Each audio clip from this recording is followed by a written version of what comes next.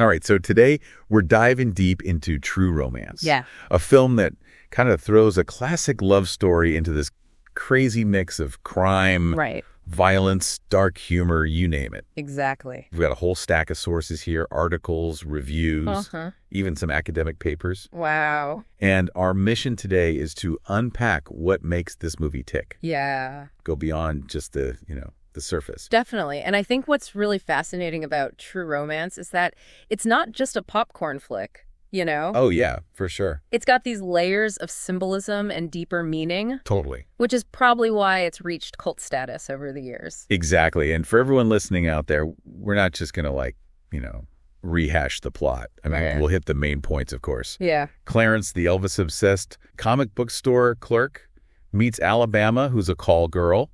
They fall head over heels. Crazy in love. End up on the run with a suitcase full of cocaine. Yeah. Classic. But we're going deeper than that. Much deeper. We're talking themes, metaphors, the whole shebang. And that's where the source material gets really interesting. Okay. One article I came across describes the film as a modern-day fairy tale, but with a very twisted sense of happily ever after. Okay. And I think that fairy tale element is key.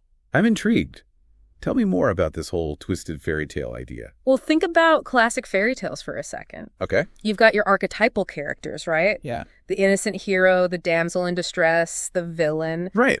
True Romance plays with these archetypes, but it subverts them too. Uh-huh. How so?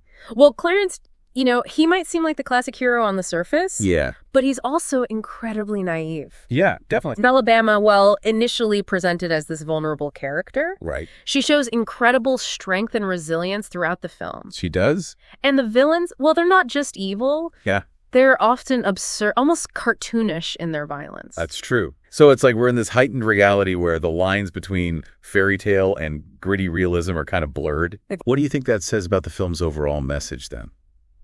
I think it invites us to question our own perceptions of good and evil. Okay. Love and violence. Yeah. The world of True Romance is obviously exaggerated, but in a way it holds up a mirror to some of the darker impulses that exist in our own society. That makes sense. And visually, the film reinforces this heightened reality. Absolutely. I mean, the colors, the cinematography. Oh, yeah. It all feels very stylized, almost dreamlike at times. Definitely the source material dives into the film's visual motifs. Okay. Particularly the use of color. Okay. Red, for example, is prominent throughout the film. Yeah. Alabama's dress, the neon lights of the strip club. I see. Even the blood splattered during those violent scenes. Oh, wow. It's a symbol of passion danger. Uh-huh. And ultimately the blurred lines between love and violence that the film explores. That's so interesting. Yeah. It's like those pops of red are these little visual cues reminding us of the danger lurking beneath the surface of this whirlwind romance. Right. And then you have the contrast with the sunny Los Angeles setting. Yeah. Which, as one critic pointed out, further emphasizes this surreal, almost hyper-real aesthetic. Interesting. The beauty of the landscape clashes with the darkness of the events, creating this jarring effect. It keeps the audience off balance. It's like the film is saying, even in paradise, there's darkness. Right. Even in the midst of love, violence can erupt. Exactly. So for those of you listening out there, think about how this visual dissonance might reflect the internal struggles of the characters too. Absolutely. Okay. Another interesting point brought up in the sources is the recurring motif of dreams and illusions. Yeah. Clarence, for example, has this vision of Elvis, Right. who acts as a sort of spiritual guide for him. Yeah. And Alabama often talks about escaping into this fantasy world. Those dream sequences are so surreal. They are. What do you make of them? Are they just stylistic flourishes, or is there something more to it? I think they speak to the characters' desire to escape the harsh realities of their lives. They're seeking refuge in fantasy, which ultimately ties into the film's exploration of love as a form of escape. So you're saying that for Clarence and Alabama, their love becomes a kind of shared dream. Yes. A way to transcend the darkness of their world. Precisely. And this idea of love as a transcendent force, it's really central to the film's romanticism. Okay. It's not just a physical attraction between them. Right. It's a spiritual connection that allows them to find meaning and purpose in a world that often feels chaotic and meaningless. That makes sense. Yeah. And that brings us to the creative minds behind this whole spectacle. Oh, yes. Quentin Tarantino, the writer, and Tony Scott, the director. What a pair. Talk about a powerhouse duo. Definitely. It's fascinating how their individual styles converge in true romance. One article describes their collaboration as a collision of styles. And I think that's a pretty apt description. You have Tarantino's signature sharp dialogue. Oh, yeah. His love for nonlinear storytelling. Uh-huh. Those pop culture references peppered throughout. Oh, yeah, the Elvis impersonation, the references to Sonny Chiba films. Exactly. Pure Tarantino gold. It's all there. But it's all filtered through Tony Scott's lens. Wow. How would you describe his impact on the film? Well, Scott brings this incredible visual energy to Tarantino's script. Okay. Think about that scene where Clarence confronts Drexel, Alabama's pimp. Oh, yeah. The way it's shot, the quick cuts, the saturated colors. Well, intense. It's all designed to heighten the tension and create this sense of operatic violence. And for everyone listening, pay attention to the music in that scene, too. Oh, yeah. The score. Yeah. Composed by Hans Zimmer and inspired by Carl Orff's Gassenhauer, adds this layer of almost surreal whimsy to the violence. It's crazy. Which is so typical of Scott's style. It really is. It's a perfect example of how Scott takes Tarantino's words and injects them with this kinetic energy. It's a visual feast. It is. Even when things get brutal. Okay, so we've got this twisted fairy tale. Yes. A love story that's both romantic and dangerous, and these bold stylistic choices that really set true romance apart. They do. But what about the characters themselves? Yeah. I mean, they're not just archetypes, right? They feel like real complex people. They do. Like they could actually exist. And that's what makes them so compelling, you know? Yeah. They're both archetypal and deeply human. Clarence, for instance. Yeah. He embodies this childlike innocence. Right. But he's also capable of extreme violence when pushed to his limits. Yeah. It's a fascinating paradox. Totally. And Alabama. Yes. I mean, she's this tough, streetwise woman. Right. But underneath that exterior, there's a vulnerability. Yeah. A longing for something more. Definitely. You get the sense that she's playing a role even with Clarence. One of the sources actually described her as a femme fatale with a heart of gold, which I think captures that duality perfectly. Yeah. She's both dangerous and alluring. Right. Capable of both tenderness and ruthlessness. Yeah. It's a really complex performance by Patricia Arquette. Absolutely. And what about the supporting characters? Oh, they're fantastic. I mean, they're pretty unforgettable, too. Yeah. Gary Oldman as Drexel the pimp. Oh, my God. He's terrifying and hilarious at the same time. He really is. And then you have Dennis Hopper and Christopher Walken in that legendary scene. Yeah, that scene. It's like every character, no matter how small their role, adds to the film's overall sense of heightened reality. It's almost like they're all actors in this grand play. Oh, wow. You know, performing these exaggerated versions of themselves. I feel like that. And I think that ties into the film's exploration of identity and performance. Okay. Clarence and Alabama are constantly reinventing themselves, adopting new personas as they navigate the criminal underworld. It's true. They're playing roles, just like the characters around them. And their love story, in a way, becomes a performance, too. Exactly. They create this fantasy world for themselves. Yeah. A world where they can be the heroes of their own story. Precisely. And that's where that fairy tale element comes back into play. They're enacting their own twisted version of a love story, complete with villains, obstacles, and a quest for a happily ever after. But it's a fairy tale that's constantly threatened by the intrusion of reality, right? Of course. The violence, the betrayals, the constant fear of being caught. Yeah, all of that. It all chips away at their fantasy. And that's what makes the ending so poignant, you know? Okay. They achieve their happy ending, but it comes at a cost. They're forever marked by the violence they've witnessed and participated in. Right. The fairy tale is tarnished, but their love for each other remains. It's a bittersweet victory, for sure. Yeah. But speaking of the ending, there's been a lot of debate over its interpretation. I imagine so. Some see it as a triumphant affirmation of love, right, while others view it as a tragic commentary on the corrosive nature of violence. Interesting. What's your take? Honestly, I think it's both. Really? The film doesn't offer easy answers. It leaves us with this ambiguous ending that invites multiple interpretations. Yeah.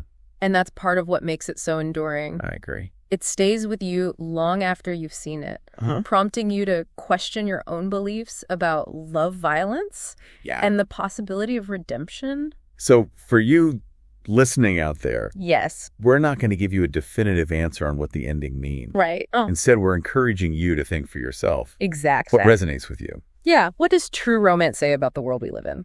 Exactly. And that brings us to the film's lasting legacy. Yes. I mean, it's been praised for its originality, its style. Of course. And its unforgettable characters. Oh, sure. Has also been criticized. Right. For its violence. Its over-the-top characters. Yeah. And its romanticization of a criminal lifestyle. Definitely. It definitely pushes boundaries, that's for sure. It does. But I think that's part of what makes it so fascinating. I agree.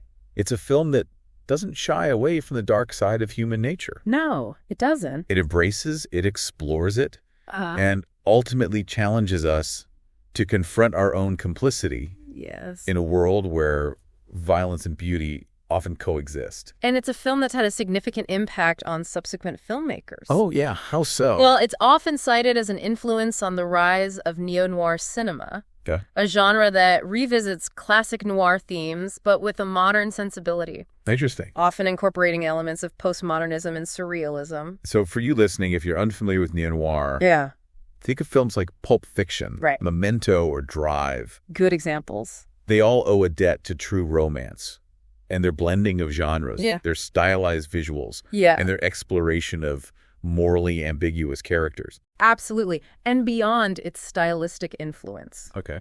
True romance has also had a cultural impact. Yeah. It's quotable dialogue, iconic characters, memorable scenes have seeped into popular culture.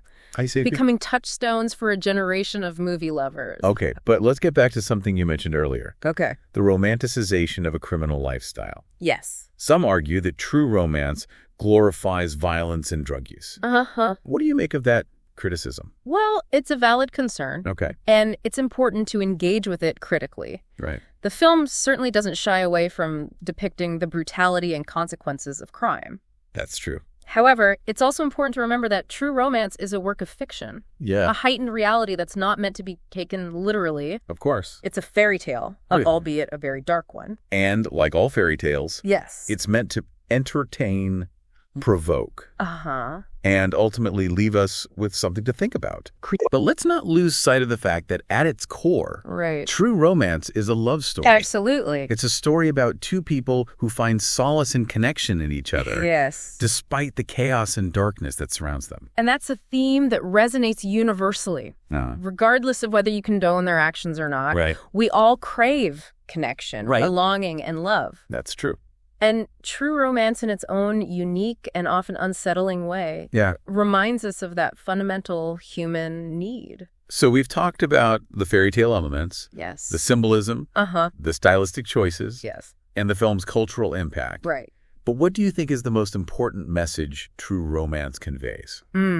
That's a tough one. Yeah. It's a film that defies easy categorization. Okay. It's a love story, a crime thriller, a social commentary, and a philosophical exploration all rolled into one. Wow.